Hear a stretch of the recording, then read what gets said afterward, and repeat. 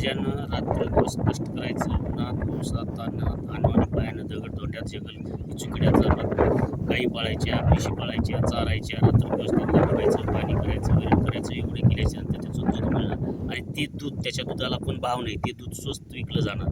आणि जे हरामखोर आहेत, दलाल आहेत, जे बसून काही मिसळ करून लोकांच्या पोटात, लोकांच्या लेकराच्या ताटात आणि जीवनाशी खेळतात, ते दुधाची भेसळ करून, प्रक्रिया करून अशुद्ध दूध, त्याच्याकडे काही नाहीत, कुठलं डेअरी फार्म नाही, कुठलं काही नाही, ते दूध विकणार, ते लाखो रुपये कमवणार.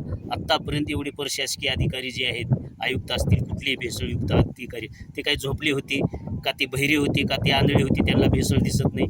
शेतकरी ह्या बळीराजानं कष्ट करून उन्हाचा तप्त उन्हामध्ये 43-42 डिग्रीमध्ये राबायचं, घाम गाळायचं, काळ्या मातीत चिकड्यात, सापाचं भीती नाही, इंचूची नाही, राणा डुकरं, हरण डुकरं समजा यांच्यातून पीक वाचवायचं, ते पीक धनधान्य कमवायचं, उन्हा पावसात उघड्या छातीनं, उघड्या अंगानं, धिपाड छातीनं, घाम गाळून, कष्ट करून, कणकर स्वप्ने उराशी बाळगून, अनेक हे करून त्या बिचाऱ्या बळीराजानं शेतकरी रात्रंदिवस, दिवसाची रात्र, रात्रचा दिवस करून, उन्हात तानात, भूक, अनेक स्वप्न उराशी बाळून, कपडे फाटके घालून, पायात चप्पल नसताना आणि पायानं कष्ट करून धान्य पिकवायचं. त्या धान्यामध्ये, अन्नामध्ये भेसळ, म्हणजे हा बळीराजा कष्ट करून उपाशी आणि ते चोर तुपाशी, हे काय न्याय? आत्तापर्यंतचे जेवढे अधिकारी आहेत महाराष्ट्रात, भारतात किती अधिकारी असतील, महाराष्ट्राचं बोलतो मी, महाराष्ट्रातून येतो, तर महाराष्ट्रात किती अधिकारी आहेत? तर आत्तापर्यंत ते झोपले होते. तुकाराम मुंडे साहेबासारखा कर्तव्यदक्ष अधिकारी पाहिजे. असा अधिकारी जर प्रत्येक क्षेत्रात आला, प्रत्येक ठिकाणी आयुक्त म्हणून आला, तर ते भेसळ, लाचखोरी, भ्रष्टाचार, सर्व जे काही गोष्टी आहेत ते बंद होतील. अशा कर्तव्यदक्ष अधिकाऱ्याच्या पाठीशी जनतेनं सुद्धा उभा टाकायला पाहिजे. त्यांची बदली व्हायला नको आहे.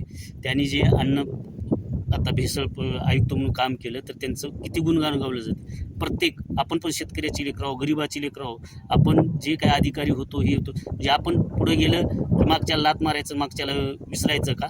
अरे मागच्याला हात देऊन पुढे घ्या आणि आपल्याबरोबर स्थान द्या, तर आपण ज्या गरिबीतून, मातीतून, ज्या ह्याच्यातून, हा खरं महाराष्ट्रीयन माणूस आहे, खरा मातीची जाण असणारा, मातीचा हे करणारा कर्तव्यदक्ष अधिकारी आहे. तुकाराम मुंडे साहेबाला आज जनता गर्व करते, स्वाभिमान आहे आम्हाला तुकाराम मुंडे साहेबाचा, की गरिबाच्या ताटात, सामान्याच्या ताटात जी विष, चोर, लुटारू, अन्याय, आता जे माफिया जे दुधात असेल, अन्नात असेल, अनेक प्रकारच्या जे भेसळ असेल, गुटखा असेल, अवैध काही मार्ग असतील, हे सर्व बंद करून जनतेचे लाखो रुपये तर वाचवतच आहे. त्यामुळे आता इथून पुढे शेतीला चांगले दिवस येतील, का तर अन्न आणि दूध, आणि शेतकरी आणि बळीराजाला रात्रंदिवस कष्ट करून त्या बिचाऱ्यानं कमवलेल्या दूध, म्हणजे दुधाला जो भाव येईल त्याला दोन, त्याच्या स्वप्न, त्याच्या कष्टाची आणि त्याच्या ह्याची त्याला फळ मिळेल, त्याला मोबदला मिळेल. हे शेतकऱ्यासाठी आनंदाची. हा व्हिडिओ जास्तीत जास्त शेअर करा, चॅनलला सबस्क्राईब करा, प्रत्येक शेतकऱ्यापर्यंत, प्रत्येक गोरगरिबापर्यंत हा व्हिडिओ गेला, का तर आपल्या लेकराच्या ताटात आतापर्यंत आपल्या पोटात काय अन्न जात होतं दुधाच्या स्वरूपातून, इतर काही जे असेल ते अन्न असेल, तर ते आतापर्यंत काय प्रशासनामध्ये दुसरे अधिकारी झाले आहेत का? हाच अधिकारी, प्रत्येक जिल्ह्याला असा अधिकारी पाहिजे, प्रत्येक तालुक्याला असा अधिकारी पाहिजे, तर हा भ्रष्टाचार कमी होईल, विषमुक्त अन्न होईल आणि शुद्ध बळीराजानं कष्टानं कमवलेलं, जमिनीतून शुद्ध उगवलेलं अन्न आपल्या गोरगरिबाच्या, सामान्याच्या ताटात येईल. आपले आरोग्य नीट, आरोग्याशी, जीवनाशी खेळणारे हे लोक आतापर्यंत प्रशासनात तर काही अधिकारी, सरकारनं सुद्धा यावर जास्त जोर दिला पाहिजे. सरकारनं सुद्धा लक्ष देऊन हा भेसळ दुधात असो, इतर अन्नामध्ये असो, कशामध्ये पूर्णपणे बंद व्हायला पाहिजे. जनतेच्या जीवनाशी खेळायला नको आहे, आरोग्याशी खेळायला नको आहे, गोरगरिबाच्या लेकरांच्या आरोग्याशी खेळायला नको आहे. दूध हे प्रत्येकाच्या घरी तयार होत नाही, बळीराजाच्या घरी तर शेतकऱ्याच्या मोजक्यात, पण दूध हे सर्व महाराष्ट्र राज्याला पुरवठा होतं. पण हे दूध जर असं गैरमार्गानं काही भेसळ करून, काही आतापर्यंत इतर अधिकारी नव्हते का? फक्त त्यांना हप्ते जायचे, त्यांना भ्रष्टाचार, लाच दिली की ते गप्प बसायचे. तुकाराम मुंडे साहेबाच्याच लक्षात कसं आलं? आतापर्यंत काही दुसरी इथं अधिकारी होऊन गेले नाहीत का? त्यांच्याही लक्षात कसं आलं नाही? हे जनतेनं सुद्धा विचार करायला पाहिजे. जनता जागृत झालेली आहे आणि आता जनतेनं जास्त जागृत व्हायला पाहिजे, का तर आपल्या जीवनाशी, आरोग्याशी, आपल्या मुलाबाळाच्या भविष्याशी खेळणारे हे लोक आता पूर्णपणे थांबले पाहिजेत. तुकाराम मुंडे साहेबाच्या आपण पाठीशी, त्याबद्दल आम्हाला स्वार्थ नाही तर आम्हाला स्वाभिमान आहे मुंडे साहेबाबद्दल, जे आयुक्त म्हणून.